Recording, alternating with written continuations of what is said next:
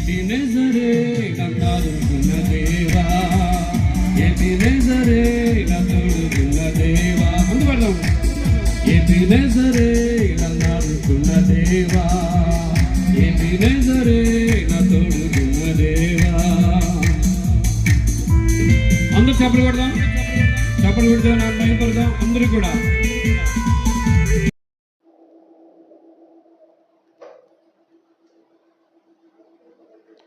దేవుని స్తోత్రం చెప్దాం.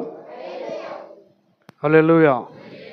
అందరు చెప్దాం హల్లెలూయా, హల్లెలూయా. దేవుడు గడిచిన నెలంతా కాచి కాపాడి మనందరినీ ఆయన సజీవ లెక్కలు దాచి భద్రపరిచిన విధానం బట్టి దేవుని వందనాలు చెల్లిస్తున్నాను. హల్లెలూయా, హల్లెలూయా. మరి సంస్కార ఆరాధన వారు అందరికీ చాలా గృహాలు తిరిగి చెప్పాం. మరి చాలామంది బిడ్డలు రాలేకపోయారు. మరి వారు ఎందుకు రాలేదనేది వారికి తెలియాలి. సంఘం ఉంది, మందిరం ఉంది, కానీ జనాలు మాత్రం లేరు. ఇవాళ అందరూ పోతారు. ఎక్కడికి పోతారు? అనపర్తి వెళ్తారు సంస్కారం తీసుకోవడానికి. మనకి ఇక్కడ దగ్గరగానే ఉంది, కానీ మనం మాత్రం రాలేకపోతున్నాం.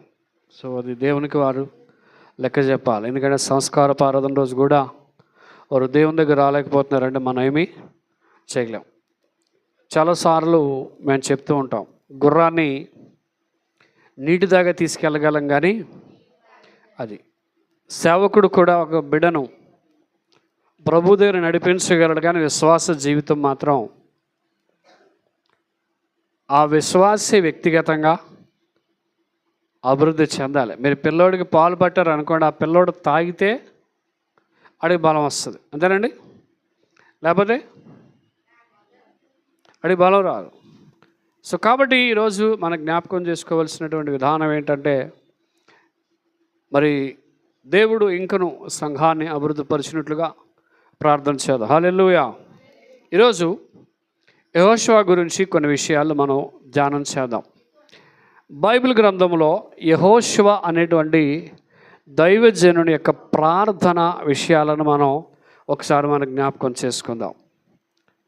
అందరూ బైబిల్ వాక్యాన్ని చూడండి. యెహోషువ గ్రంథం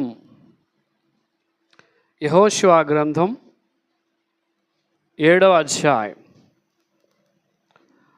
నూతన ఒక పని చేయమ్మ, కొన్ని కుర్చీలు ఇక్కడ వేసేయండి, మళ్ళీ మధ్యలో లేకుండా. నేను విడచి నేను ఉండలేను నా యేసయ్యా, నేను మరచి నేను బ్రతుకలేను నా యేసయ్యా, నేను విడచి నేను బ్రతుకలేను నా యేసయ్యా, నేను మరచి నేను బ్రతుకలేను నా యేసయ్యా. ఆపత్కాలములో పర్ణశాలలో నన్ను దాచిన దేవా, నీ గుడారపు మాటున ఆశ్రయదుర్గముగా కాచిన దేవా, ఎలా మరుతును ఇంత గొప్ప ప్రేమను, ఎలా విడుతును ఇంత గొప్ప దేవుని, ఎలా మరుతును ఇంత గొప్ప ప్రేమను, ఎలా విడుతును ఇంత గొప్ప దేవుని. దేవునికి స్తోత్రం. హల్లెలూయా. యెహోషువ గ్రంథం బైబిల్ ఉన్న ప్రతి వారు చూడండి. యెహోషువ గ్రంథం 7వ అధ్యాయం 6వ వచనాన్ని చూద్దాం. యెహోషువ తన బట్టలు చింపుకొని తానును ఇశ్రాయేలు పెద్దలను సాయంకాలం వరకు యెహోవా మందస్సు మీదుట నేల మీద ముఖములు మోపుకొని తమ తలల మీద ధూళి పోసుకొనొచ్చు. అయ్యో ప్రభువా యెహోవా, మమ్మును నశింప చేయనట్లు అమోరీయుల చేతికి మమ్మల్ని అప్పగించుటకు ఈ యోర్దాను నీవెందుకు దాటించిది? ప్రార్థన చేసుకుందాం. పరిశుద్ధుల ప్రేమ కలిగిన తండ్రి, నీవు గొప్ప దేవుడవు తండ్రి. నీ గొప్ప కార్యాలు మా జీవితంలో ప్రభావం మీరు జరిగించి కృప చేయమని ప్రార్థన చేస్తున్నాం. దేవా, మా ప్రార్థన ఆలకించండి, అంగీకరించండి. నీ వాక్యము నీది, ప్రజలు నీ వారు ప్రభా. ఈ బిడ్డలందరూ యెహోషువ ప్రార్థనలను గొప్పతనాన్ని జ్ఞాపకం చేసుకునే కృపను మీరు దయచేయమని కాపాడమని యేసునామమున తండ్రి, ఆమేన్. దేవుని స్తోత్రం చెప్పండి. హల్లెలూయా, హల్లెలూయా. యెహోషువ మోషే తర్వాత మనకి బైబిల్ గ్రంథంలో ఇశ్రాయేలు జనాంగాన్ని నడిపించిన వారిలో మనకి కనిపించేటువంటి భక్తులలో ఒక భక్తుడు ఎవరు అనంటే మోషే ఫస్ట్ కనిపిస్తాడు, తర్వాత యెహోషువ కనిపిస్తాడు. మోషే తర్వాత నాయకత్వం ఎవరిది అని మనం ఆలోచన చేస్తే మోషే తర్వాత యెహోషువ నాయకత్వం వహించాడు. యెహోషువ ఎలా నాయకత్వం వహించాడు తెలుసా? మోషే పరిచర్య చేస్తున్నప్పుడు, మోషే దేవునితో మాట్లాడడానికి కొండెక్కినప్పుడు ఆ కొండ వరకు వెళ్ళిన వాడు ఎవరు అనంటే యెహోషువ. దేవునికి స్తోత్రం, హల్లెలూయా. సేవకుడు ఎప్పుడైనా సరే, సేవకుడు లేక దైవజనుడు ఏదైనా ఒక పని చేస్తున్నప్పుడు వెనకాల సహాయకులు ఉండాలి. ఎవరు ఉండాలండి చెప్పండి? సపోజ్ ఒక మీటింగ్ పెడుతున్నాం, డ్రమ్ మోసేవాళ్ళు ఉండాలి, కుర్చీలు అటుకెళ్ళేవాళ్ళు, బరకాలు అటుకెళ్ళేవారు, అక్కడ లైటింగ్ పెట్టేవారు. ఈ మధ్య కొంతమంది పాస్టర్ గారు ఎలా ఉన్నారు తెలుసా? పాస్టర్ గారు ఈ బైబిల్ కూడా పట్టుకెళ్ళరు. ఎక్కడికి అమ్మా? వెనకాల ఇంకోటి తెస్తాడు. అంటే అంత టాప్ లెవెల్కి వెళ్ళిపోయారు కొంతమంది. సేవకుడు ఎవరు మనం ఆలోచన చేస్తే మోషే సేవకుడుగా కనిపిస్తాడు. యెహోషువ మోషే చెప్పినట్లుగా చేసిన వాడుగా కనిపిస్తాడు. దేవునికి స్తోత్రం, హల్లెలూయా. మీరు ఎవరు చెప్పినట్టు వినాలి? దేవుని మాట వినాలి, సేవకుడు చెప్పిన మాట కూడా వినాలి. కానీ మన సంఘం రివర్స్గా ఉంది ప్రజెంట్. ఎలా ఉంది? రివర్స్ ఏంటి? 1 గంటన్నారంటే 2:30 అయినా కూడా వస్తలేదు. మనం ఎలా ఉన్నాం? రివర్స్ గేర్ కదండి. కొంతమంది అన్నారు ఉదయం పూట పెట్టేసుకోవచ్చు కదా అన్నారు. ఉదయం పూట పెడితే అప్పుడు ఇంకెవరు రారు. మనం లెగిసిదే 10 గంటలు లెగుతున్నాం కదండి. ఆ ప్రోగ్రామ్ అంటే వాళ్ళు వచ్చేస్తానంటే మనం ఏదో మేము అడ్జస్ట్ చేసుకోవచ్చు. సాయంత్రం 6 గంటల కంటే 3 మంది పిల్లలు వస్తారు. అప్పుడు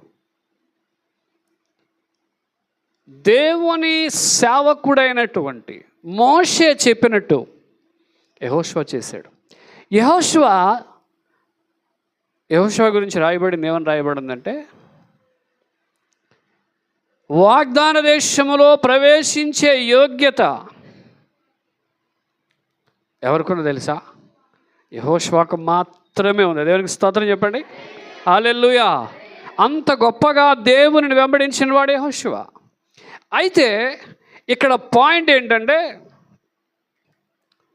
యుద్ధాలు చేశాడు, దేవుడు చెప్పినట్టు యుద్ధం చేశాడు, అన్ని యుద్ధాలు చేశాడు.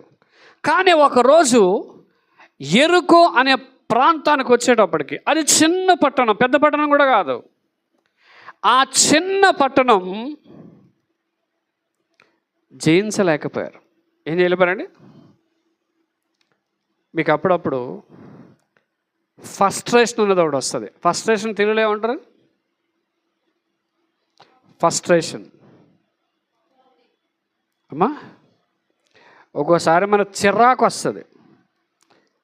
చిరాకు అంటే జీవితం మీదే విరక్తి వచ్చేస్తుంది. దట్ ఈస్ కాల్డ్ ఫస్ట్రేషన్ అంటారు కదా. ఎంత ఫస్ట్రేషన్ ఉన్నప్పుడు భక్తి చేయగలవా? మీ ఇంట్లో ఒక ఆందోళన ఉంది, నీలో ఒక ఆందోళన ఉంది, భక్తి చేయగలవా? యెహోషువ కూడా ఏం చేశాడంటే, ప్రభువా నేను ఇంత భక్తిగా నీ దగ్గర ఉన్నాను కదా, ఇంత భక్తి జీవితం జీవించాను కదా అని చెప్పి ప్రార్థన చేస్తున్నాడు. దేనికి స్తోత్రం చెప్పండి. హల్లెలూయా, హల్లెలూయా. పొద్దుట ఒక వాక్యాన్ని నేను విన్నప్పుడు ఒక దైవజనుడు చెప్తూ ఉన్నాడు. ఆ దైవజనుడు ఏం చెప్తున్నాడంటే, ధనవంతుడు ఎవరు అనే దాని గురించి చెప్తూ, ప్రతిదినము దేవుని సన్నిధిలో ప్రార్థించి దేవునితో సహవాసం కలిగిన వాడే ధనవంతుడు అంట. దేవునికి స్తోత్రం. హల్లెలూయా, హల్లెలూయా. ఎవరండి ధనవంతులు? ఏమండి? దేవునితో సహవాసం చేసేవాడు ధనవంతుడు, ప్రార్థించేవాడు ధనవంతుడు. నేను చాలామంది దైవజనుల గురించి విన్నాను. రామగుణం సురేష్ అయ్య గారు అని ఒక దైవజనులు ఉండేవారు. ఆయన చనిపోయారు. ప్రతి శనివారం రాత్రి మందిరంలో మోకాళ్ళ మీద తిరుగుతూ ప్రార్థన చేసేవారంట. ప్రభా ఈ మందిరం నిండాలి, అనేక మందితో ఈ మందిరం నిండాలని ప్రార్థన చేసేవారు.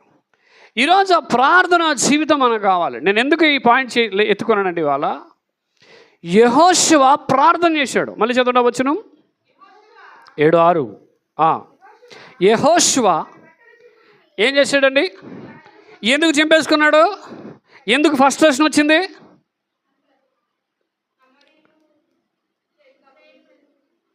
ఎంత గొప్పగా బ్రతికినటువంటి వాళ్ళు, ఎంత గొప్పగా దేవుని ఆశీర్వాదం పొందిన దేవుని జనాంగం అనుకున్న వీళ్ళు ఒక చిన్న పట్టణం దగ్గర ఓడిపోయారు.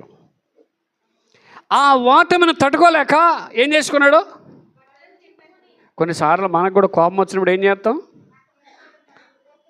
వస్తువులు పాల్గొడేస్తాం. ఎందుకు? ఆ యొక్క ఫ్రస్ట్రేషన్ కోపంలో ఉంటుంది.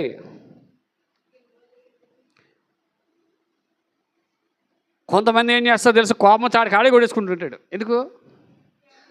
పక్కన పట్టలేడు. వాళ్ళంత ఉద్రేకం ఉంది. మొన్నొకడు భార్యని చంపి కుక్కర్లో ఉడకబెట్టాడంట. విన్నారా? ఎవరిని చంపి? అన్నం వండుకున్నట్టుగా, మాంసం వండుకున్నట్టుగా ఆడు ఏం చేశాడు? ఆడిని అడిగారు, ఏంట్రా నీ బాధ, నీ ఫ్రస్ట్రేషన్ ఏంటంటే, అనుమానం అండి. ఆడికి అనుమానం ఉంది. ఆ అనుమానంతో వాడు ఏం చేశాడు?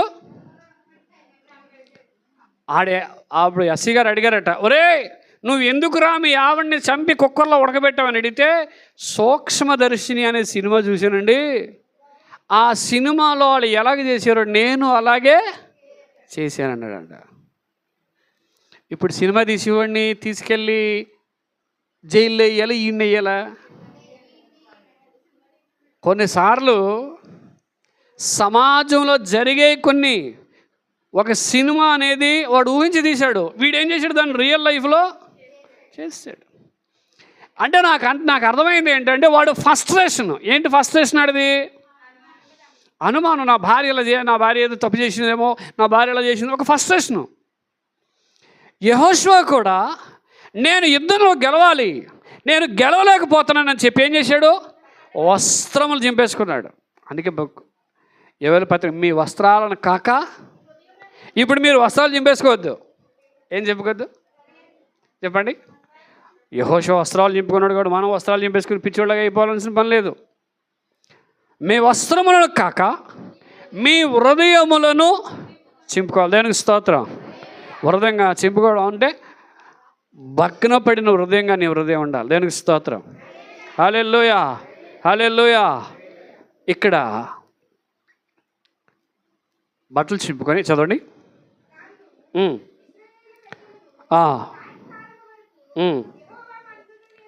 ఎప్పటి నుంచి ఎప్పటి దాకా చెప్పండి? ఉదయం మొదలుకొని అందరూ చూడండి.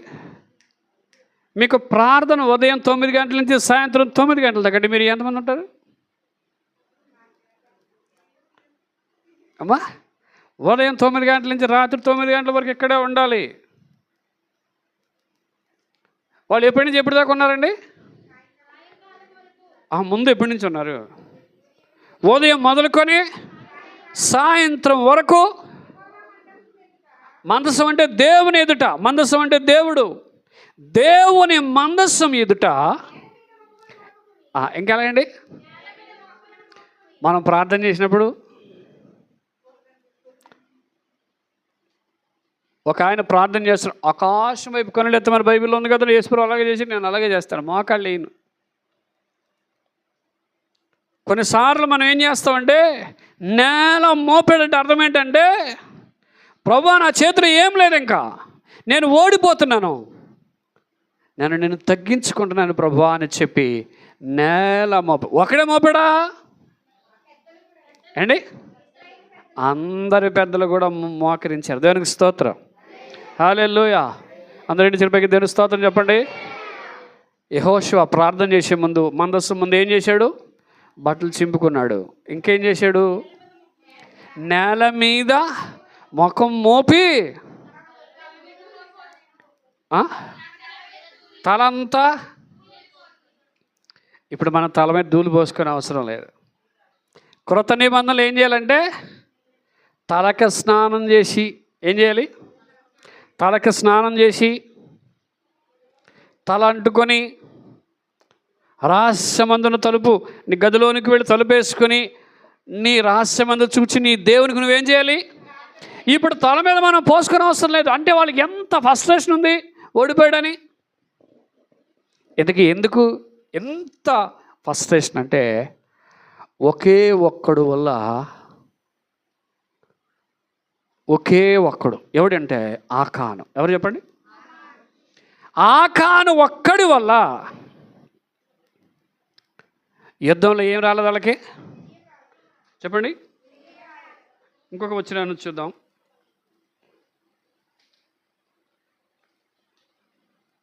యెహోషువ గ్రంథం 5వ అధ్యాయం 13వ వచనం చూద్దాం. ఉన్నప్పుడు అతడు కన్నులెత్తి చూడగా దూసిన కత్తి చేత, ఆమె దేవునికి స్తోత్రం చెప్పండి, హల్లెలూయా. ఇతను ఒక మైదానానికి వెళ్ళాడండి. ఎక్కడికి వెళ్ళాడు? మైదానానికి. ఎందుకు అమ్మా? వాకింగ్కా? మైదానానికి క్రికెట్ ఆడడానికా? మైదానానికి ఎందుకు వెళ్ళాడు తెలుసా? ఏకాంతముగా ప్రార్థన చేయటానికి. దేవునికి స్తోత్రం చెప్పండి, హల్లెలూయా. ఆదివారం తర్వాత సోమవారం నుంచి శనివారం దాకా మందిరం అంతా ఖాళీగానే ఉంటుంది కదా. అప్పుడు మీరు ఎవరితో ప్రార్థన చేయాలి? ఏకాంతముగా దేవునితో ప్రార్థన చేయాలి. ఇది అక్కడ నేర్చుకున్నాడు. ఏకాంతముగా ప్రార్థన చేసే కిందకి మీరు చదివితే, చదవండి.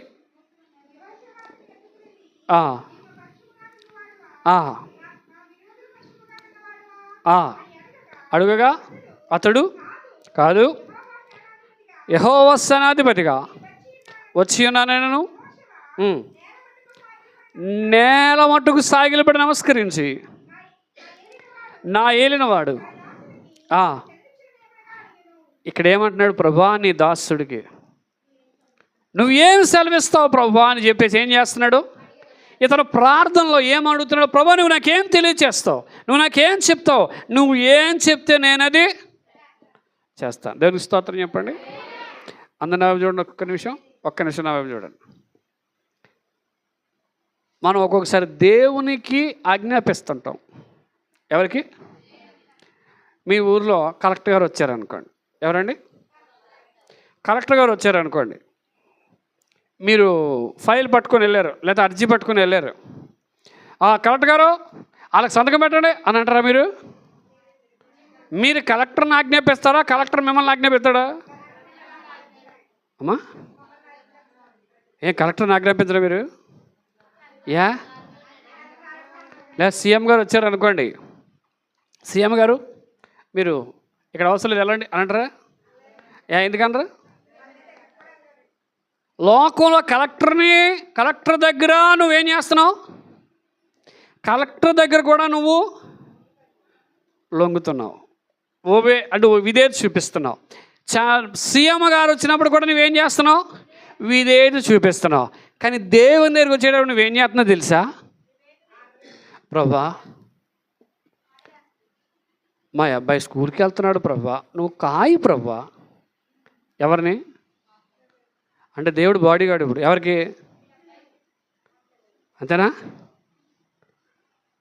చాలాసార్లు మనం ఆ కమాండ్ చేస్తుంటాం దేవుణ్ణి, ప్రభా నువ్వు ఎలా చేయి, నువ్వు అలా చేయి. ఒకసారి దెయ్యాలు ప్రార్థన చేస్తున్నాయి బైబిల్లో. ఎవరు? దెయ్యాలు ప్రార్థన చేసే, ప్రభా మా కాలం రాకముందు ఎందుకు వచ్చావు? మమ్మల్ని పందుల్లోనికి వెళ్ళిపోయినట్టుగా నువ్వేం చేయి, ఆజ్ఞాపించు. ఎక్కడ పోతాయంట? పందుల్లోనికి పోతుంది. అంటే అపవిత్రతలోనికి పోతుంది. ఈరోజు యెహోషువ ఏం చేస్తున్నాడంటే, ఆ మైదానానికి వచ్చినప్పుడు ఒక దూత ఖడ్గం పట్టుకొని ఉంది. దేవునికి స్తోత్రం చెప్పండి. ఏం పట్టుకొని ఉంది? ఎందుకో తెలుసా? యెహోషువ కూడా సేనాధిపతే. యెహోషువ ఎవరు? ఆయన సేనాధిపతి. ఆయన దగ్గర కత్తి ఉంది. ఆయన ధ్వని చేస్తున్నాడు కదా, ఆయన దగ్గర ఏముంటుంది? కత్తి ఉంది. ఈయన కత్తి వాడుతున్నాడా? కానీ ఆ యొక్క దేవుని దూత, మహాదూతగా ఉన్నటువంటి ఆ దూత దగ్గర ఏముంది? ఖడ్గము చేతిలో ఉంది. దేవునికి స్తోత్రం. నువ్వు ప్రార్థన చేస్తే, నువ్వు దేవునితో పోరాడితే నీ పక్షాన ఆ కత్తితో యుద్ధం చేయడానికి దేవుడు సిద్ధంగా ఉన్నాడు. దేవునికి స్తోత్రం. హల్లెలూయా. నీ యుద్ధం చేయక్కర్లా. ఓరక నిలుచుండుడి అంటాడు బైబిల్లో. ఓరక నిలుచుండుడి. ఇశ్రాయేలు జనాంగాన్ని వెళుతున్నప్పుడు వెనకాల ఆ యొక్క ఫరో సైన్యం తరుముతుంటే ఓరక నిలుచుండి ఆయన రక్షణను చూడండి అంటాడు. దేవునికి స్తోత్రం. హల్లెలూయా, హల్లెలూయా. ఇక్కడ పాయింట్ ఏంటంటే, ఆ యొక్క దూతను అడుగుతున్నాడు. ఏమని అడుగుతున్నాడు? నువ్వు మా పక్షమా? మళ్ళీ చదవచ్చును. నువ్వు మా పక్షాన ఉన్నవాడవా? నా వైపు చూడండి. దేవుడు మన పక్షమా, విరుద్ధుల పక్షమా? అమ్మా, దేవుడు నీ పక్షమా, విరుద్ధుల పక్షమా? అమ్మా, కానీ అక్కడ ఏముంది చదవండి. అడుగుగా అతడు కాదు అంటే అర్థం ఏంటి? యెహోవా సేనాధిపతిగా నేను వచ్చాను కానీ నీ పక్షము లేను, విరోధుల పక్షంగా లేను. మరి ఎవరి పక్షంగా వచ్చాడు ఆయన? ఎందుకు ఈయన పక్షం లేడు? ఒక్కడు ఆకాను చేసిన తప్పు. ఎవరు తప్పు? అంటే దేవుడు నీ పక్షాన ఉండాలి అని అంటే నీలో ఆకాను లాంటి పాపం ఉండకూడదు. ఏముండకూడదు? ఇప్పుడు ఇక్కడ పాయింట్, ఇంకో పాయింట్ చెప్తాను. ఇక్కడ ఆకాను తప్పు చేశాడు కదా. ఎవరు తప్పు చేశారు? ఇప్పుడు ఆ మహాదూత వచ్చింది అక్కడికి, దేవుడు వచ్చాడు అక్కడికి. వచ్చిన తర్వాత ఏం చెప్పొచ్చు? యెహోషువ ఆకాను తప్పు చేశాడు అని చెప్పాలి. కానీ చెప్పాడా? ఎందుకు చెప్పలేదు? మిమ్మల్ని ఒక ప్రశ్న అడుగుతాను. అందరిని చూడండి, బైబిల్ పక్కన ఒక్క నిమిషం సమాధానం చెప్పండి నాకు. ప్రశ్న సులువైందే, ఆన్సరు సులువైందే, కానీ మీరు చెప్పగలగాలి. ఓకే, ఎవరు చెప్తారో చూస్తాను. యాకోబు ఎవరు? జాగ్రత్తగా వినాలి. ఎవరు? యాకోబు ఉన్నాడు కదా. పోరాడాడు, తెల్లవారులు పోరాడితే నువ్వు నన్ను దీవిస్తేనే కానీ నేను నిన్ను పోనివ్వను అన్నాడా లేదా? అప్పుడు దేవుడు ఏం చేశాడు? ఒక్క తన్ను దన్నది కొట్టాడు అనుకుందాం మనం. తన్ను ఏం చేశాడు? ఇప్పుడు నా పాయింట్ ఏంటంటే, అసలు దేవుడు అతను కొట్టాల్సిన పనే ఉంది అమ్మా. ఆయన ఏం చేస్తున్నాడు?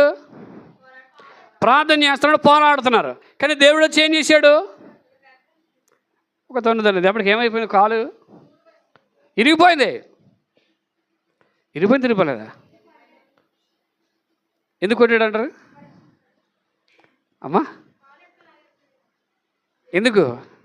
వాళ్ళు కాలట లాగితే దేవుడు కాలట లాగలిగిన శక్తి మానవుడి దగ్గర ఉంటుందా? ఎందుకు అన్నాడు? కొన్నిసార్లు దేవుడు మనం అనుకుంటాం, దేవుడు ఎప్పుడు శిక్ష అనేది దేవుడు ఎప్పుడు ఇస్తాడంటే, నువ్వు తప్పు చేసిన వెంటనే శిక్ష దేవుడు ఇవ్వడం. పాయింట్ క్యాచ్ చేయండి. ఎప్పుడు? నువ్వు తప్పు చేసినంటే దేవుడికి శిక్ష ఇవ్వడు. వెళ్తున్నప్పుడు వస్తున్నప్పుడు నువ్వు బాగానే వెళ్తావు. ఎవరు? నువ్వు బండి మీద బాగానే వెళ్తావు, పక్కడిది కూడా అతను నేను అయ్యి బాబా కాలు ఇరిగిపోయింది. అయ్యారా ఏం విరిగిపోయింది? ఎప్పుడు? నేను కరెక్ట్గా వెళ్ళానండి. నేను 10 కిలోమీటర్ల స్పీడ్లోనే వెళ్తున్నానండి, కానీ అవతల వచ్చి ఏం చేశాడు? ఎవరు కొట్టారు ఇప్పుడు? ఇది దేవుడు కొట్టాడా? మన ఫీలింగ్ అలా ఉంటుంది. అంటే దేవుడు కొన్నిసార్లు మనల్ని ఎందుకు కొడతాడంటే నువ్వు సరే అవ్వాలి. దేవునికి స్తోత్రం. అప్పుడు దాకా బాగా నడిచేవాడు ఎవరు? ఆ తర్వాత నుంచి బేక్లో నడుస్తున్నాడు, బేక్ ఇన్స్పెక్టర్. అంటే కాలు నేను అప్పుడప్పుడు మా ఇంటిలో నడుతుంటాను, సొట్టోళ్ళలో నడుతుంటాను. అప్పుడప్పుడు యాగో గుర్తుంటుంటాను నాకు. ఎవరు? మా ఆవిడ గారు అంటారు, అదేంటి అలా నడుతున్నాను, సరేనండి అలవాటు అయిపోద్ది మళ్ళీ అని అంటారు. యాకోబు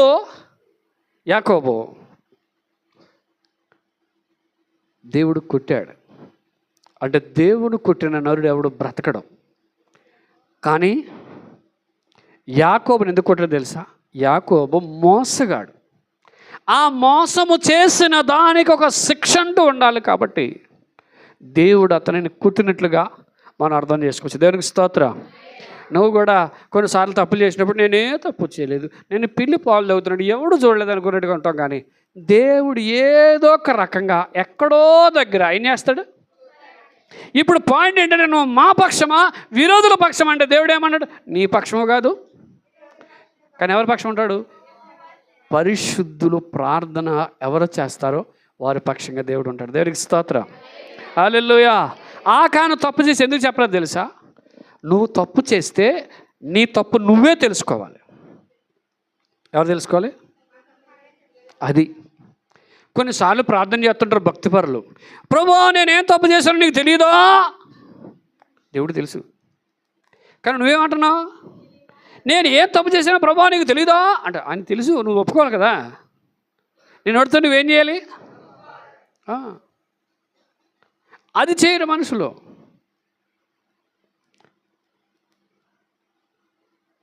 దేవుడు యెహోషువతో మాట్లాడాడు కానీ ఆకాను గురించి చెప్పలేదు. ఆకాను తప్పును కప్పిపుచ్చుకున్నాడు. రెండోది, మనం ఈ యెహోషువ గ్రంథంలో యెహోషువలో ఆలోచిస్తే దేవుడు ఆయనను ఆ విషయం చెప్పలేదు.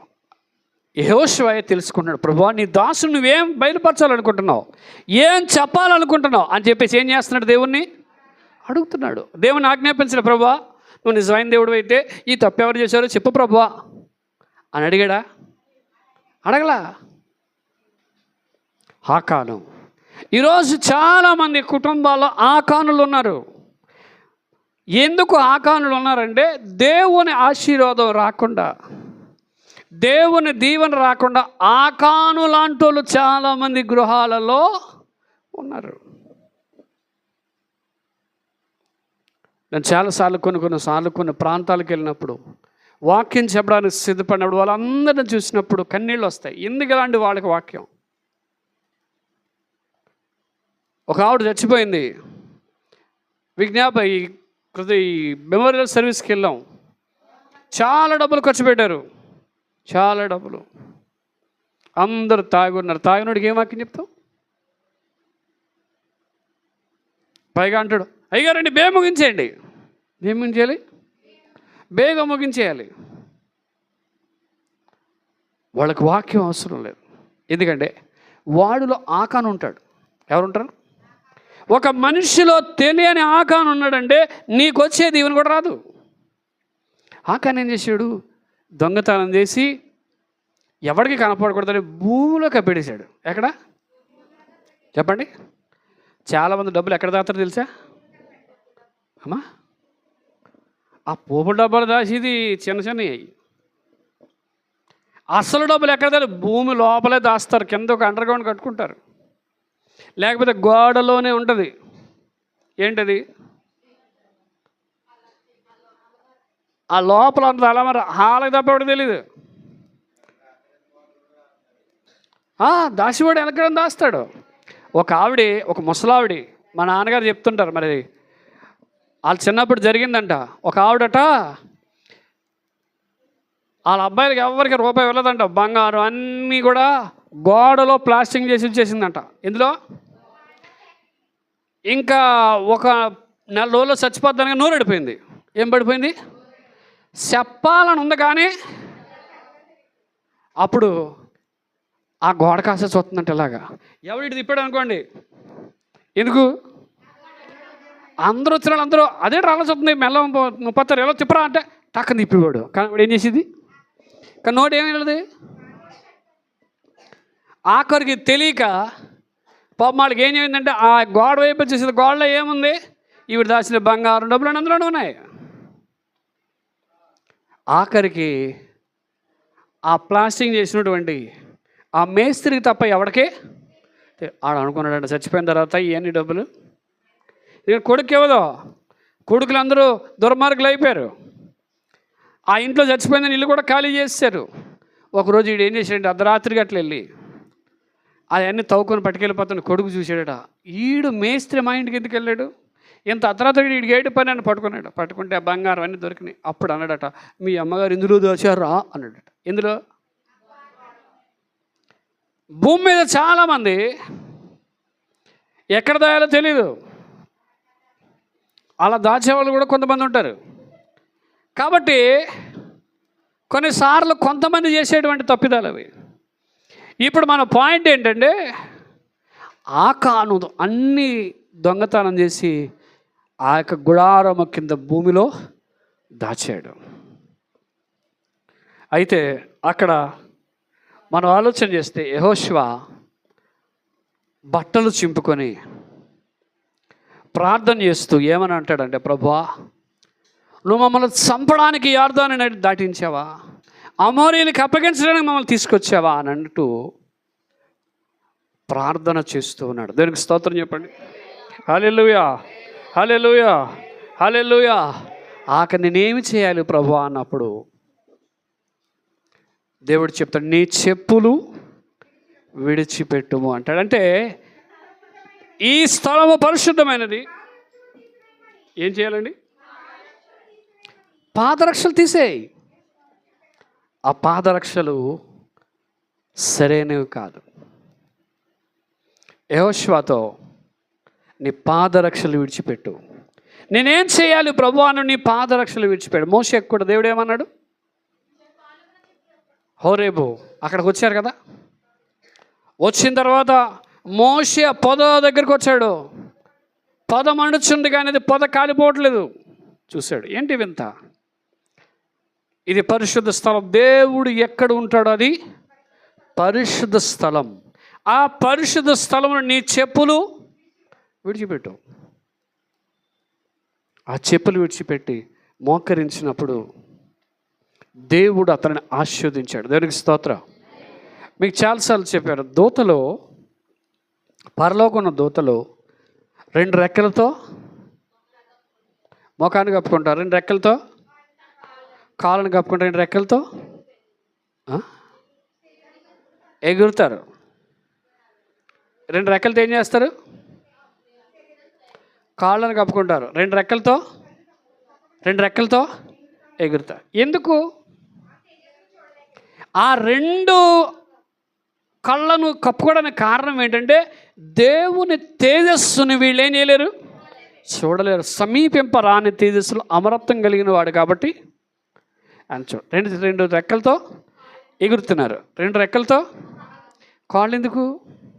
ప్రార్థన చేసేటప్పుడు ఎందుకు మోకాళ్ళు వేస్తుందో తెలుసా? కాళ్ళు ఎందుకు వెనక్కిట్టుకున్నదో తెలుసా? ప్రార్థన చేసేటప్పుడు నీ కాళ్ళు ఎవరికి కనపడకూడదు? దేవునికి కనపడకూడదు. దేవునికి స్తోత్రం, హల్లెలూయా. అందుకని వాళ్ళు కాళ్ళు కప్పుకుంటారు.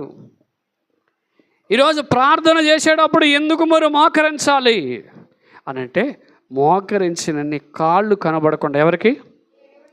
దేవుని వైపు మీరు చూడ. అది అసలు అర్థం. దేవునికి స్తోత్రం కలుగు. హల్లెలూయా. యెహోషువ ప్రార్థన చేస్తున్నాడు, ప్రభువా. మళ్ళీ వచ్చేద్దాం మనం 7వ అధ్యాయం 6వ వచనం కూర్చోద్దాం. చెప్పుకొని పెద్దలను సాయంకాలం వరకు మోపుకొని ధూళి పోసుకొనుచు మమ్మను శపింపజేయనట్లు నశింపచేయనట్లు అమోరీయుల చేతికి మమ్మల్ని అప్పగించుటకు. అంటే వాళ్ళ ఉద్దేశం ఏంటంటే, ప్రభా యోర్దాను దగ్గర చంపేయలేకపోయావా, యోర్దాను దగ్గర ముంచేయలేకపోయావా, యోర్దాను దగ్గరే మా జీవితం అయిపోతే ఇంక సరిపోను కదా ప్రభా, ఎందుకు దాటించావు? కొన్నిసార్లు మన ప్రశ్న అదే. ఒక అమ్మాయి ప్రార్థన చేసుకుందాను, ప్రభా నాకు ఎర్రని అబ్బాయి కావాలి. ఎలాంటి అబ్బాయి? ఎర్రని అబ్బాయి, దొండపండులాంటి అబ్బాయి కావాలి. దేవుడు ఎర్రటి దొండపండులాంటి నిమ్మపండులాంటి అబ్బాయిని ఇచ్చాడు. ఇచ్చిన తర్వాత ప్రభా నేను కోరుకున్న నువ్వు నాకు ఇచ్చావు, దేవునికి వందనాలని చెప్పింది. కృతజ్ఞత కూటం పెట్టుకుంది, చాలా గొప్ప కూటం పెట్టింది. దేవుడు నాకేమిచ్చాడు? నిమ్మపండు లాంటి భర్తను దేవుడు ఇచ్చాడు. దేవునికి స్తోత్రం. దేవుడికి అసాధ్యమైంది ఏది? అబ్రహాము కన్నా దాచేడేమో కన్నా నా దగ్గర ఏం చేయలేదు, దేవుడు దాయలేదు. ఒక నెల రోజులు పోయిన తర్వాత గుడికి రావడం మానేసిందంట. ఎక్కడికి? పాస్టర్ గారు అడిగారట, ఏమ్మా గుడికి రావట్లేదని అడిగితే, దేవుడు నిమ్మ పండులాడు భర్తను ఇచ్చాడు కానండి, దాంట్లో కొద్ది ప్రాబ్లం ఉందని అన్నాడు. ఏంటని అడిగితే అడిగి బట్టతల అండి అన్నదంట. ఏ తల? మరి పెళ్ళప్పుడు ఉంది కదమ్మంటే ఇగ్గయ్య గారు ఏంటి ఆడు ఇగ్గెట్టుకుని మెయింటైన్ చేశాడు. నువ్వేమని కోరుకోవాలి అమ్మా? ఇప్పుడు ప్రార్థన చేద్దాం, ప్రభువా ఇలాంటి జుత్తులో నన్ను ఇచ్చేవాడు ప్రభువా అని ప్రార్థన చేస్తుందంట. మరి ముందు ఏం చేయాలి? కొన్నిసార్లు కొంతమంది ప్రార్థనలో డిఫరెంట్గా ఉంటాయి. ఒక ఆవిడ ప్రార్థన చేసి ప్రభు కారు ప్రభు అని ప్రార్థన చేసిందంట. ఎవరు? ఒక ఆవిడ. అప్పుడు దేవుడు అడిగాడంట, పార్కింగ్ ప్లేస్ ఉందా అని అడిగాడట. ఏ ప్లేసు? దేవుడు అలా అడుగుతాడా? ఇంకొక ఆవిడట, 2 ఆడపిల్లలు పుడిచారట. ఎంతమంది పుడిచారు? ప్రభా ఇంకో 3 ఆడపిల్ల పుట్టదా నాకు తెలీదు, ఏం ట్విస్ట్లు ఒక ప్రభు అని ప్రార్థన చేసిందట. ప్రార్థన చేసి సీపురెచ్చుకుని తుడుతుందట పాస్టమ్మ గారు. ఏం చేస్తుంది? పాస్టమ్మ గారు అండి, పెద్ద పాస్టమ్మ గారు సీపురెట్టుకుని ఏం చేస్తుందట? ఏమంటే సీపురు ఎంత ఉంటుందండి? అంత ఉంటుందిలేండి, అందరికీ తెలుసు కదా. ఎంత బరువు ఉంటుంది చెప్పండి? చాలా బరువు ఉంటుందా? సీపురు బరువు అన్న వాళ్ళు చేస్తాను బాబాయ్. మీరు ఏ యుగంలో ఉన్నారండి బాబు మీరు? సీపురు ఎన్ని గ్రాములు ఉంటుంది? 1/2 కేజీ ఉంటుందా? 1/2 కేజీ కూడా ఉంటుంది, 1/4 కేజీ తగ్గ. అదట అట్టుకొని తుడుస్తుందంట అమ్మగారు. ఏం చేస్తుంది? తుడుస్తుందంట. తుడుస్తుంటే ప్రభు అనేది, ప్రభువా సీపురు పెట్టుకొని తొడలేకపోతున్నాను ప్రభువా. ఏంటి సీపురు పెట్టుకొని తొడలేరా? అప్పుడు దేవుడు ఏమిచ్చాడు? Vacuum cleaner ఇచ్చాడంట. ఏమిచ్చాడు? ఇప్పుడు పొని చేసింది, పోనీ ఏది సీపు పెట్టుకొని తొడలేకపోతుంది, చేయి నొప్పి వచ్చేసింది అనుకుందాం ఒక నిమిషం. అది యూట్యూబ్లో పెట్టాలా? ఏమండి అది యూట్యూబ్లో పెట్టాలా? నాకు అర్థం కాలేదు, చాలాసేపు చూశాను. అది చూసిన తర్వాత అర్థం కాలేదు. నాకు అర్థం కాదు ఏంటంటే, సీపు ఎంత బరువు ఉంటుందా, అది పట్టుకున్నప్పుడు నొప్పి వస్తుందా అంటే నాకు అర్థమైంది ఏంటంటే, వాళ్ళు ఎప్పుడు సీపు పెట్టుకొని ఏం చేయరు, తొడరు. పోనీ పెద్ద పాస్టమ్మ గారు కాబట్టి ఇంటి దగ్గర పనిచేసేవాడు బోల మంది ఉంటారు, ఉండరా? ఇప్పుడు మీకు చెప్తున్నా చూడండి. నేను మొన్న కేడీపేట వెళ్ళాను నేను కదా, 6 రోజులు కేడీపేటలో ఉన్నాను. ఆదివారం ఎవరి పనులలో ఉన్నారు. నేను వేరే చోటకి వెళ్ళి నేను 9:45కి వచ్చాను. 10 గంటలకు ప్రార్థన. చచ్చి ఎవ్వరు తొడలేదు. నేను ఎవరిని అడగలేదు. ఇంకా మా అమ్మగారికి ఏం కొద్దిగా నీరసంగా ఉంది, మా అక్క వంట చేస్తుంది, బేబీ వంట చేస్తుంది, నాన్నగారు రెడీగా ఉన్నారు. నేనే చీపురు తీసుకొని మొత్తం అంతా ఏం చేశాను, అది నేను సిగ్గాన పడ్డాను. అప్పుడు నాకు అర్థమైంది ఏంటంటే, చీపురు అసలు బరువే ఉండదు. దేనికి స్తోత్రం చెప్పండి. అలాగని పాస్టర్ గారు రోజు నేను తొడమని చెప్పకండి. ఇప్పుడు చీపురు అట్టుకుని తుడిచినప్పుడు అట చెయ్యి ఏమొచ్చిందట? ఏవో భక్తులు ఇలాంటివన్నీ పెడుతుంటే ఎవడోడు చూసి దాన్ని ట్రోల్ చేసి, దేవునికి ప్రార్థన చేసేటప్పుడు నీ అసలు సమస్య చెప్పాలి. ఈమెమంటుంది, ప్రభా దొండ పండ్లాంటి భర్తనిచ్చావు, కానీ బట్టలు ఇచ్చేసావు ప్రభా. ఎందుకు ఇచ్చావు ఇలాంటి భర్తని ప్రార్థన చేస్తుందంట. ఇక్కడ వీళ్ళు కూడా చేసే ప్రార్థన ఏంటి? ప్రభువా ఈ యార్దాన్లో చంపేస్తే బాగుండు కదా, ఈ యార్దాన్ ఎందుకు దేవుడు నేను ఎందుకు దాటించాడు తెలుసా, నేను ఎందుకు రక్షించాడు తెలుసా, నీవు అనేక మందికి మాదిరిగా ఉండి ఆశీర్వాదకరంగా ఉండడానికి దేవుడు నేను రక్షించాడు. దేవునికి స్తోత్రం చెప్పండి. హల్లెలూయా. 2 చేతుల పైకి చెప్పండి. హల్లెలూయా, హల్లెలూయా. ప్రభా నాకు ఎలాంటి బట్టలు ఎందుకు ఇచ్చావు ప్రభా, ఎలాంటి సంఘాన్ని ఎందుకు ఇచ్చావు ప్రభా అని అనకూడదు. నేను అనొచ్చా? మీరు లేట్గా వచ్చినా ఫుల్గా వచ్చినా ప్రభా ఎలాంటి సంఘాన్ని ఇచ్చేవాడు ప్రభా, నేను 3 అయినా ఓ రత్తలు ఎత్తండి నా ఊరికి చెప్పాలి అని అనుకోకూడదు. నేను దేవుడు నన్ను పిలిచాడు కాబట్టి తీసుకొచ్చేవాడు ఆయన. దేవునికి స్తోత్రం. హల్లెలూయా. మీరు ఎవరో రాకపోతే మేమే వాక్యం చెప్పుకొని ముగించేస్తాం. మొన్న శుక్రవారం కాకుండా శుక్రవారం చూడండి, పండగ శుక్రవారం ఎవడు రాలేదు, మేమే ముగ్గురమే కూర్చున్నాం, ముగ్గురమే పాటలు పాడుకున్నాం, ముగ్గురమే ప్రార్థన చేసేసుకున్నాం. ఎందుకు రాలేదు. రాం. వీళ్ళేమంటున్నారు, ప్రభా ఎందుకు దాటించావు అని అడుగుతున్నారు. చదవమ్మా.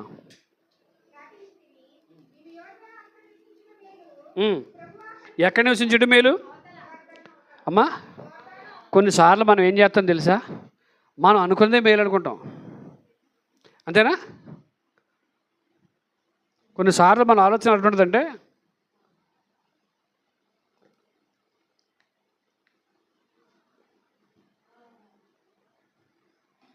కొన్నిసార్లు మనం అనుకున్నదే మేలు అనుకుంటాం, కానీ దేవుడిచ్చేది శ్రేష్టమైన సంగతి మనకు తెలీదు. దేవుడు కొన్నిసార్లు మనం అనుకోవచ్చు, ప్రభా ఇది ఎందుకు ఇచ్చావు. దేవుడిచ్చే విషయంలో అది లేటుగా ఇచ్చినా దేవుడు శ్రేష్టమైనది దేవుడు ఇస్తాడు. దేవునికి స్తోత్రం చెప్పు. హల్లెలూయా, హల్లెలూయా. నువ్వు దేవుని పని చేస్తే దేవుడే నీకు ఇస్తాడు. నేను కేడీపేట వెళ్ళిపోయిన తర్వాత మా పాస్టర్ గారు అన్నారు, ఏమండి గ్యాస్ బుక్ చేయండి అన్నారు. ఏం బుక్ చేయండి? గ్యాస్ బుక్ చేద్దాంలే, నేను వచ్చిన తర్వాత బుక్ చేద్దాం. ఇంట్లో బియ్యం ఉన్నాయా అని అడిగాను. తక్కువ ఉన్నాయండి అన్నారు. ఏమున్నాయి? మేము డిసెంబర్ నెలలో ఇంచుమించు 40,000 అప్పు, పాటలకి క్యాలెండర్లకి అన్నీ అప్పే. అవి ఇంకా తీర్చినప్పుడు నెలైనా తీర్చాలి. 50,000 అప్పు. ఎంత? అప్పుడు ప్రార్థన చేస్తే, నేను శనివారం రాత్రి ప్రార్థనలో ఉన్నాను. ప్రార్థన చేసి చెప్తా ఫోన్ చేశారు, అయ్యారండి మీ ఫోన్పే నెంబర్ చెప్పండి. అమ్మ నా ఫాదర్ ఫోన్పే నెంబర్ పని చేయట్లేదు, ఫోన్పే లేదు, వాట్సాప్ లేదు, యూట్యూబ్ లేదు, మొత్తం పీకేశాను. ఎందుకంటే హ్యాక్ చేశారు కాబట్టి ఆ ఫోన్ వాడొద్దు అన్నారు. ఆ ఫోన్ కూడా మార్చి కొత్త ఫోన్ కొనుక్కున్నాను. ఆ ఫోన్ 4,000 వచ్చింది. కొత్త ఫోన్ అంటే మళ్ళీ అది ఇన్స్టాల్మెంటే, నెలకి 2,000 కట్టాలి. అది ఎంత? నెలకి 2,000 కట్టాలి. 4,000 వచ్చింది, 2,000 కట్టాను. నెల కొత్త ఫోన్ తీసుకొని కొత్త వాట్సాప్ అన్నీ పెట్టుకున్నాను. అప్పుడు ఆవిడకి పంపిస్తే ఆ డబ్బులు ఉన్నాయి కదా, దేనికి ఉపయోగపడతాయి? మరి బియ్యం లేవు కదా, బియ్యం సంగతి ఏదైనా సహోదరి తెచ్చిందంట, ఎవరు సులోచన కొన్ని బియ్యం తెచ్చింది, వాడండి. దేవుడు ఎప్పుడైనా సరే నువ్వు దేవుని పని చేస్తున్నప్పుడు దేవుడు నేను ఏం చేస్తాడు? పోషిస్తాడు. మనం అనుకోవచ్చు దేవుడు ఇచ్చేదాకా మనం ఏం చేయాలి? నిరీక్షించాలి. ప్రభు ఎలాంటిది ఎందుకు ఇచ్చావు? కొన్నిసార్లు మనం దేవుని ప్రశ్నించకూడదు. ఎవరిని? కొండను చేస్తారు కదా, కొండ చేసిన కొండను అడగకూడదు. కొండ అడగకూడదు. ఎవరిని అడగకూడదు? యజమాని నువ్వు ఎందుకు అలా చేసావు? దేవుడు నిన్ను చేశాడు అంటే దేవుడు ఇచ్చేదాకా నువ్వేం చేయాలి? ఆయన రెక్కల కింద, బలిష్టమైన రెక్కల కింద దాగి ఉండి దేవుడే ఇస్తాడు. చదవండి. ప్రభువా, ఎప్పుడు వచ్చింది కనికరం? ఇప్పుడు వచ్చింది. ప్రభువా కనికరించుము. ఏమైపోయారండి అలా? శత్రువులు నిలవలేక వెనుదిరిగిపోయారు. నేనేమి చేయగలను అంటే దేవునికి స్తోత్రం చెప్పండి. హల్లెలూయా. మీరు ఈరోజు ప్రార్థన అంటే, ప్రభువా నేనేం చేయగలను నీ కొరకు, నేనేం చెప్పగలను, ఏం చేయగలను? శత్రువులు వెనక్కి తిరిగిపోయారు. ప్రభువా నేనేం చేయాలి, ఏం చెప్పగలను? ప్రభువా నీకు చెప్పాలని ఉంది, ఏం చెప్పగలను? చదవండి.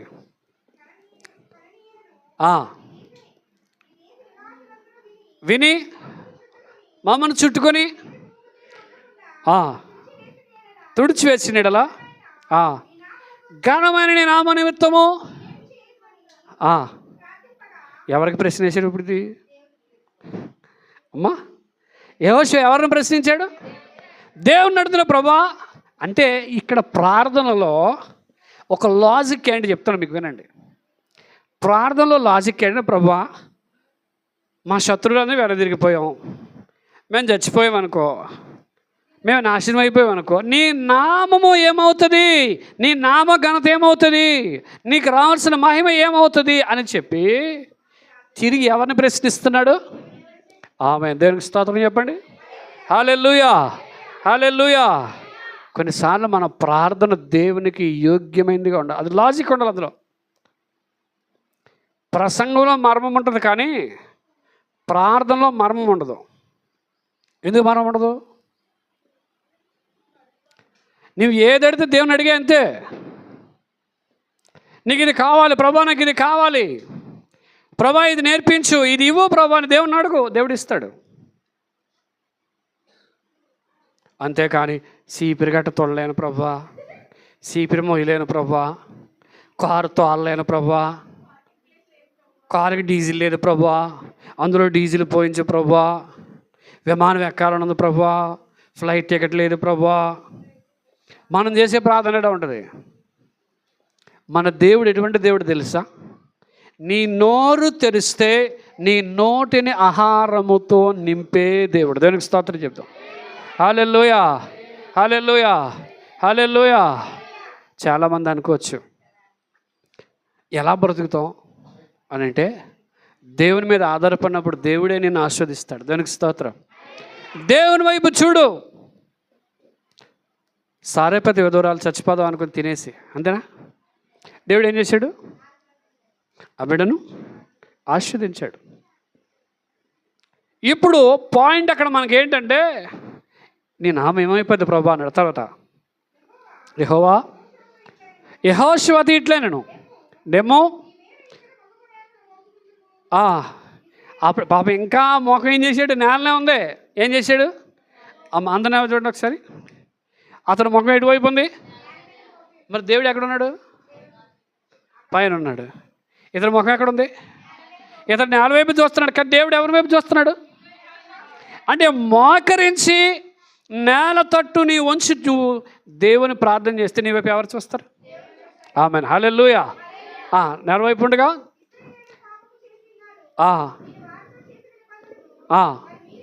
మీరి ఉన్నారు, శిబితమైనది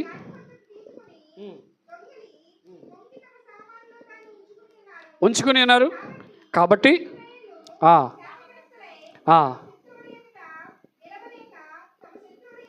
అసలు ఎందుకు శత్రువు ఎదుట నిలలేకపోయారు తెలుసా? వారిలో శపితమైనది ఉంది కాబట్టి, వారు దొంగిలించారు కాబట్టి. ఎవడో ఒక్కడే చేశాడు, కానీ అందరి మీదకి వచ్చేసింది అది. వారు శత్రువు ఎదుట. చాలామంది దేవుళ్ళు ఎందుకు ఉండలేరు చెప్పండి? ఎందుకు యేసుప్రభులో ఉండలేరు? ఎందుకు యేసుప్రభు నమ్ముకోలేరు? లోక పాపం వాళ్ళు ఉన్నప్పుడు గుడికి రాడాడు. లోక పాపం వాళ్ళు ఉంటే రక్షణ పొందలేడు. రక్షణ పొందండి, బాప్తిసం తీసుకున్నాం అనుకోండి, ఎందుకు బాప్తిసం తీసుకోలేడు? లోకం అంతా ఎక్కడుంది? ఒక ఆయన అడిగాను, బాప్తిసం తీసుకో బాబు, యేసుప్రభు నమ్ముకొని అడిగితే, మరి నమ్ముకోవాలని ఉంది కానండి, మరి అది చేయకూడదు, ఇది చేయకూడదు, ఇది చేయకూడదు, అది చేయకూడదు అంటే, అది చేయమని ఎవడు చెప్పాడు? తల్లిదండ్రులు తాగమని చెప్తారా? తల్లిదండ్రులు సిగరెట్ కాల్చమని చెప్తారా? తల్లిదండ్రులు చెప్పరు. వీళ్ళు అలవాటు చేసేసుకొని అది మానలేక ఒకడు అంటాడు, దేవుడు మానిపించాలండి. ఏం మానిపించాలి? దేవుడిని దగ్గరకు వచ్చి, నాయన సిగరెట్ కాల్చుకో, నాయన మందు తాకు అని దేవుడు చెప్తాడా? అలా చెప్పడు దేవుడు. ఇందా చెప్పాను కదా, దేవుడు యాకోబును కొట్టాడనంటే ఒక వార్నింగ్ ఇచ్చాడు. మనకు కూడా కొన్నిసార్లు వార్నింగ్ వస్తుంటుంది. ఆ వార్నింగ్ను కూడా మనం పట్టించుకోలేదనుకోండి, అప్పుడు అసలు శిక్ష ఉంటుంది. ధనవంతుడు ఏమంటాడు? తినుము, త్రాగుము. ఈ రాత్రి దేవుడిని ప్రాణాన్ని అడుగుతున్నాడంటే అన్నీ ఏమైపోయాడు? యూట్యూబ్లో పెట్టిన 7 రకాలైన ధనవంతులు లోకస్వార్తలు అని చెప్పాను, వినండి. నా ఛానల్, కొత్త ఛానల్ అది.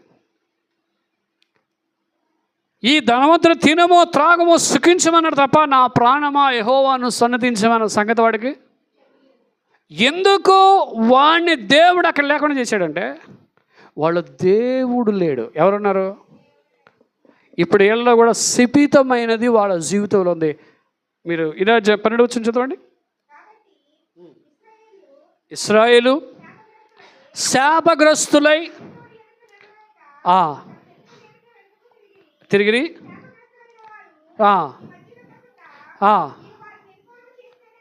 తప్ప. అంటే ఇప్పుడు దేవుడు తోడై ఉండాలంటే, దేవుడు నీకు అండగా ఉండాలంటే, దేవుడు నీ పక్షాన ఉండాలంటే నువ్వేం చేయాలి? శపితపూరితమైన పాపము నీ యొద్ద నుండి ఏం చేయాలి? తీసేయాలి. దేవునికి స్తోత్రం చెప్పండి. హల్లెలూయా, హల్లెలూయా. ఒక పాట ఉంటుంది, దేవా పాడండి. దేవా పాపిని నిన్నాశ్రై ఏమ చూపించి. ఇది ఎన్ని సంవత్సరాల క్రితం పాట? చిన్నప్పటి నుంచి కూడా కొంచెం పాట ఇది. ఇంకా పాడుతున్నాడు, దేవా ఇంకెప్పుడు పాపే. మరి పరిశుద్ధులు ఎప్పుడు అవుతావు నువ్వు? అంటే ఎప్పుడు ఒక పాట, ఒక ఆయన నేను పడిపోతుని, దిగిపోతుని, కాలిపోతుని, ఇంకెప్పుడు పడిపోతున్నా, మరి ఎప్పుడు నిలబడతావు నువ్వు? నీకు దేవుడు తోడై ఉండాలంటే యెహోషువతో దేవుడు చెప్తున్నాడు, శపితమైన దాన్ని నువ్వేం చేయాలి? 13 నువ్వు లేచి జనులను పరిశుద్ధపరిచి వార్తలాగా చెప్పము రేపటికి. ఇప్పటికండి, ఇవాళ ఆదివారం కదా, రేపటికి సోమవారం. వచ్చే ఆదివారానికి మిమ్మల్ని మీరు ఏం చేసుకోవాలి అని ఉందా అక్కడ? రేపటికి మిమ్మల్ని మీరనుందా? ఆమె దేవునికి స్తోత్రం చెప్పండి. హల్లెలూయా. అంటే ఉద్దేశం ఏంటంటే, ఇక్కడ మిమ్ముని మీరు పవిత్రపరుచుకుంటే, మిమ్ముని మీరు సరి చేసుకుంటే దేవుడు మీకు తోడై ఉంటాడు. హల్లెలూయా, హల్లెలూయా, హల్లెలూయా. దేవుడు మనకు తోడై ఉండాలంటే శపితమైనది, పాప భూయిష్టమైనది ఏది మన దగ్గర? పాపపు స్త్రీ దగ్గరకు వచ్చినప్పుడు అందరూ రాళ్ళు ఇచ్చి కొట్టాలనుకున్నారు కదా. యేసుప్రభువు రాళ్ళతో కొట్టకండి ఏమన్నాడు? అమ్మ నేను నీ మీద రాయి వేయను, ఇక మీదట వీళ్ళు నువ్వేం చేయకు అమ్మా, పాపము చేయకు అన్నాడు. అంటే మనం ఇంక మీద ఏం చేయకూడదు చెప్పండి?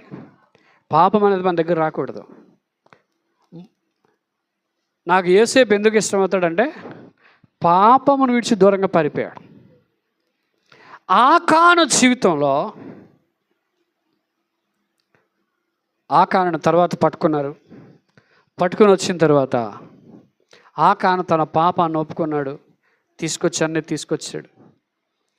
జరిగిన సంభవం ఏంటంటే, ఆకానుని అందరూ రాళ్లతో కొట్టి చంపేశారు. ఎందుకంటే శాపగ్రస్తమైన వారి దగ్గర ఉండకూడదు. ఇప్పుడు మనం దేన్ని చంపాలంటే, లోకం పాపం ఏదైతే ఉందో దాన్ని ఏం చేయాలి? మన జీవితంలోంచి చంపగలగాలి. దానికి స్తోత్రం. అంటే తీసివేయాలి, నీ దగ్గర ఉండకూడదు అది. దేవుడు ఈరోజు యెహోషువ ద్వారా మనకు తెలియజేస్తున్న మాట ఏంటంటే, వాళ్ళు ఏం చేసేది తెలుసా? ఆయన ఆకాను చనిపోయిన తర్వాత వారందరూ ఆ యొక్క పట్టణంలోకి వెళ్ళి యాజకులు మందసాన్ని మోసారు, కొంతమంది బోర్లు ఊదారు, ఆఖరిలో కేకలు వేయాలి. ఏం చేయాలండి? 3 అంశాలు ఉన్నాయి, నేను ముగించేస్తాను. యాజకులు మందసాన్ని 12 సార్లు మోశారు, బూరలు 12 సార్లు ఊదారు, కానీ కేకలు మాత్రం ఒక్కసారే వేయాలి. ఎన్నిసార్లు? ఒకసారి 6వ అధ్యాయం చూద్దాం. 6వ అధ్యాయం 10వ వచనం. యెహోషువ కేకలు వేయడని నేను మీతో చెప్పు దినం వరకు ఏం చేయకూడదండి? చెప్పండి. కేకలు ఎప్పుడు వేయాలి? అప్పుడు వేయాలి. అత్తమారి కేకలు వేయకూడదు. ఆ గోడలు పడగొట్టాలంటే, ఎరుకో గోడలు పడాలంటే మందస్సమును పట్టుకుని యాజకులు మోయాలి. దేవునికి స్తోత్రం. బోరలు ఊదాలి. బోరలు ఊదిన తరువాత ఏం చేయాలంటే కేకలు వేయాలి. హల్లెలూయా, హల్లెలూయా. ఈరోజు వారు కేకలు వేశారు. ఆ ఇరుకో గోడలన్నీ పడిపోయినాయి. దేవునికి స్తోత్రం. యెహోషువ ప్రార్థన. ఎవరు ప్రార్థన అండి? చెప్పండి. యెహోషువ ప్రార్థన చేసినట్లుగా మీరు ప్రార్థన చేస్తే మీ ప్రార్థనను దేవుడు ఆలకించాలి. దేవునికి స్తోత్రం. ప్రార్థన చేస్తూ ఉన్నప్పుడు దేవుడి మీతో ఏమవ్వాలి? మాట్లాడగలగాలి. ఆ స్థితికి మీరు రావాలి. ఆ స్థితికి మీరు వచ్చినప్పుడే దేవుడు మనల్ని ఆస్వాదిస్తాడు. హల్లెలూయా, హల్లెలూయా. మంచినీళ్ళ. కాబట్టి యెహోషువ చేసిన ప్రార్థన ఈ అంచె దినాల్లో మనం ఏం చేయాలి? ప్రార్థన చేయాలి. ఏం చేయాలి చెప్పండి అమ్మా? ఎంతసేపు చేయాలి? ఎప్పుడు చేయాలి? ఎక్కడ చేయాలి? ప్రార్థన మన జీవితంలో ఉందా? యెహోషువ లాగా హృదయాన్ని చింపుకొని, బట్టలు చింపుకొని తల మీద ధూళి పోసుకున్నట్లుగా ఒక రకమైన స్థితిలో మనం ప్రార్థన చేయగలుగుతున్నాం. మనకు అన్నీ వచ్చేసినాయండి. మనకు దేవుడు అన్నీ ఇచ్చేసాడు. ప్రార్థన మాత్రం ఏమవట్లేదు, రావట్లేదు. కొంతమందిని ప్రార్థన చేయమంటే స్తోత్రం స్తోత్రం చెప్పమంటే స్తోత్రం, మళ్ళీ ఒక 10 నిమిషాలకి స్తోత్రం, మళ్ళీ 10 నిమిషాలకి ఈ స్తోత్రం అన్నట్టు పక్కన నిద్ర వచ్చేస్తుంటుంది. ఎందుకు? ఇటు అరగంటకోసారి స్తోత్రమా, అరగంటకోసారి హల్లెలూయా. మొన్న ఒక అతను ప్రార్థన చేయమన్నాం కేడీపేటలో. ప్రార్థన చేయమంటే అంటాడు స్తోత్రం స్తోత్రం స్తోత్రం అన్నాడు. అమ్మ ఏదో స్టార్ట్ చేశాడు రా బాబు, జనరేటర్ స్టార్ట్ చేసినాడు. స్తోత్రం స్తోత్రం స్తోత్రం అని స్టార్ట్ చేశాడు. స్టార్ట్ చేసిన తర్వాత ఇంకేదో ప్రార్థన చేస్తాడు. కొత్త ప్రార్థన ఏమో వస్తుందేమో నేను చూస్తున్నాను. నీకు అన్నీ తెలుసు ప్రభా, ఆమేన్ అన్నాడు అంతే. ఏ ప్రార్థన ఇది? అప్పుడు నేను అన్నాను, అలా కాదు నాయనా, ప్రార్థన నేర్చుకోనంటే అదే వచ్చి పాస్టర్ గారు ఇంక రావట్లేదు నాకు. ఎందుకు రావట్లేదు? నీకు మనస్సులో ఏముండాలి చెప్పండి? మీకు బాగా అర్థం చెప్తాను. ఇప్పుడు చిన్నపిల్లలు ఉంటారు. వాళ్ళకి సినిమా పాట ఎవడా నేర్పిస్తున్నాడా? తల్లిదండ్రులు నేర్పిస్తున్నారా? యూట్యూబ్లో ఉన్నది చూసాడు పాడేస్తున్నాడు కదా. రోజు ప్రార్థన చేస్తుంటాం. శుక్రవారం ప్రార్థన చేస్తాం, ఆదివారం ప్రార్థన చేస్తాం. ఇన్ని సంవత్సరాల బట్టి వచ్చారు కదా. కనీసం ఒక ప్రార్థన రాదండి జనాలకి. ఒక ప్రార్థన చేయలేం మనం. ఒక గంట సేపు ప్రార్థన చేయలేం. ఈ నెల 26, 27 తారీఖుల్లో ఒక అమ్మగారు వస్తారు మన దగ్గర. మంచి ప్రార్థనా పర్రాలు ఆవిడ. వాక్యం చెప్పడానికి వస్తారు. 26, 27 ఎప్పుడు? మీరేం డబ్బులేమి ఇవ్వక్కర్లేదు, వాక్యమేనండి. ఆవిడ దేవుడు బాగా ఆస్వాదించాడు. ఆవిడ వచ్చి 2 రోజులు మనతోనే ఉంటారు. ఓన్లీ రాత్రుల్లో ఉంటాయి, పగలే ఉండదు. పగల మీ పనులు చేసుకోండి. ఎప్పుడు రావాలి గుడికి? రాత్రి 7:30 నుంచి 9:30 దాకా. ప్రభా ఇప్పుడైతే ప్రార్థన చేయడం ప్రభా. 2 గంటలు ఎవరికి ఇస్తాను? 3 గంటలు నీకే. మరి మీరు పేదలు ఎడితే తిట్టారు కానండి, మరి మాకు చాలా పనులు ఉంటాయండి, మాకు అసలు కాలా అన్నారు అనుకోండి. మరి నేనేం చేయలేను. ప్రతి 2 నెలలకు ఒకసారి ఏదో ఒక దైవజనుడిని తీసుకొచ్చి 2 రాత్రులు వాక్యం చెప్పించాలి. అది ఆశ. మీరు వాక్యం నేర్చుకోవాలి. ఏం నేర్చుకోవాలి? వాక్యం నేర్చుకోవాలి, ప్రార్థన నేర్చుకోవాలి, భక్తి నేర్చుకోవాలి. మీరు ఎలా తయారవ్వాలంటే ఒక ప్రార్థన యోధులుగా మీరు తయారు కావాలి. దేవునికి స్తోత్రం కలుగుగా. వచ్చి వెళ్ళిపోతుంటే ప్రార్థనా పరులు కావాలి. ప్రార్థించడానికి ఆ శక్తి మీకు కావాలి. దేవునికి స్తోత్రం. హల్లెలూయా, హల్లెలూయా. కాబట్టి యెహోషువలాగా ప్రార్థన చేద్దాం. అటు రీతిగా దేవుడు మనందరిని దీవించి ఆశీర్వదించునుగాక. ఆమేన్. అందులో లేచి నిలబడదాం.